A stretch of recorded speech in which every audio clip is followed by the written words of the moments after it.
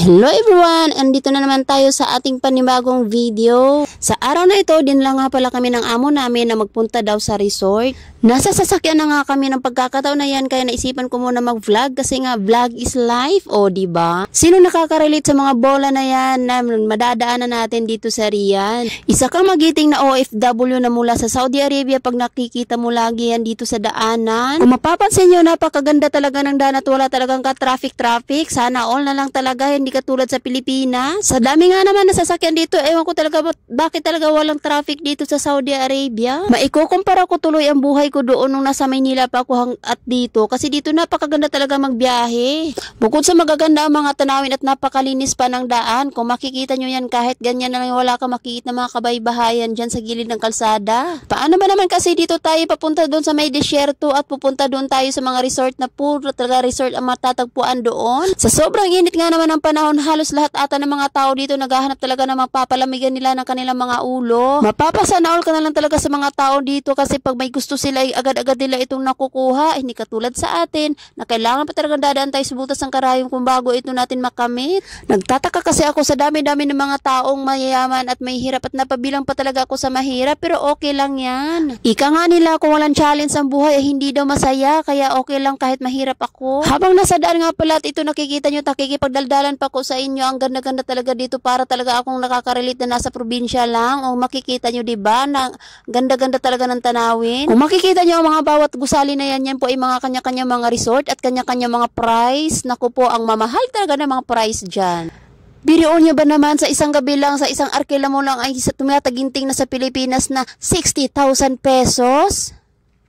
At ito na nga, nakapasok na nga tayo sa villa na napili ni Amo, at andito na nga yung madam-madam ko na kasama ko, at nag-i-enjoy na nga lang kaming nakaupo niya, kasi katatapos lang namin yan maghakot ng mga upuan at nag-aari sa mga lamesa para sa darating na bisita ng aming mga magigiting na mga amo. Kaya kami dalawa niyan sinama talaga agad ni Amo, kasi akala ko ba naman mag-swimming lang kami, yung pala maghahakot talaga kami ng mga lamesa at mabibigat ng mga sopa. Oh my God, OFW is real. Pero dahil nga mayabang kami ng mga katulong ito at nakakaya talaga namin kahit gaano pa yung kabigat, basta magkasama tulong-tulong ay masaya. Nagkukwentuhan nga kami kung sino daw mas malakas sa amin dalawa, kaya napapapira lang kami sa mga pinagagawa namin at natatawanan na lang kami, kasi nga meron pa pala kami mas malakas pang natatagpuan dito. Kahit na kami nakatawan yan, pero ang totoo lang, nagugutom na talaga ang inyong mga Wondermaid, kaya ito pasimple-simple na lang muna magdot-dot. Kaya pinagdadasal namin na sana Amo kumain ka na, kasi yung tira-tira mo't kakainin na namin. Naku po, gutom na talaga ang mga Wondermaid nyo. Tinatanong nga pala ako ng kasama ko dyan kung meron ba daw akong dalang pera at magbibili na lang daw kami ng pagkain sa labas. Pero sabi ko, nandito tayo sa mamahalin kaya hindi natin afford. Naisip ko dyan na may dala pala ako isang pirasong Indomie, pero wala kami maliit na kaldero na mapaglulutuan ng aking Indomie, kaya ito ang ginawa ko. Tapos tinakloban ko, oh, diba? Para-paraan lang. Ganyan talaga mga Pinoy. Naluto na rin siya. Pwede na siyang kainin. Gutom talaga. Kain muna tayo.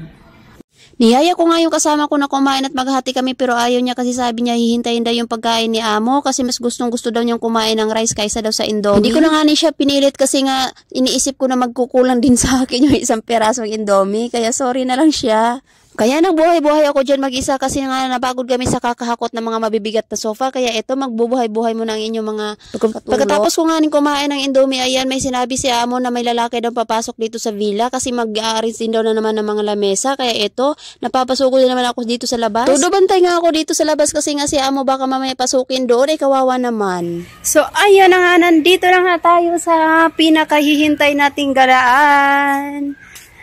Ito yung mga pinaghahakot namin kanina na mga upuan, oh. Yan. Kaya isinama talaga ako ni Amo. Kami ng dalawa ng amo ko. Yun, nagpapaganda siya, oh. Hi, Amo. Kasi nga, walang magbubuhat sa upuan. So, alam nyo ba, napaka-relaxing dito. Para lang talaga ako nasa bukid. Sana all na lang talaga pag ganito ka pera na kahit anong oras talaga makakarenta ka ng ganito. Eh, wari ko'y isang gabi nandito, 3 buwang sahod ko na.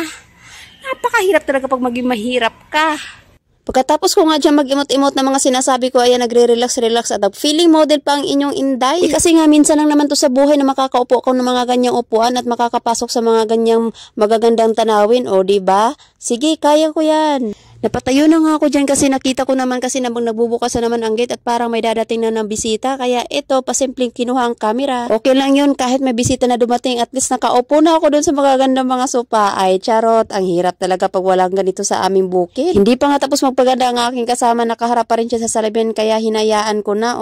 Ipapakita ko muna sa inyo ang mga magagandang mga pool nila dito sa loob ng villa na meron pang bata at meron din pang isip bata at meron din pang matanda. Kung kayo ba, saan kayo gustong lumangoy, sige langoy lang kayo dyan. Maalala ko lang kasi nung bata ako, nakakaligo lang talaga ako sa mga ganyan doon lang sa mga sapa na maliliit na sapa pag umuulan at mga gilid-gilid ng mga kanal. Diba? Sino nakaka-relate? At dito natatapos ang aking pagtutur sa inyo dito sa kanilang resort at maraming salamat po sa inyong suporta.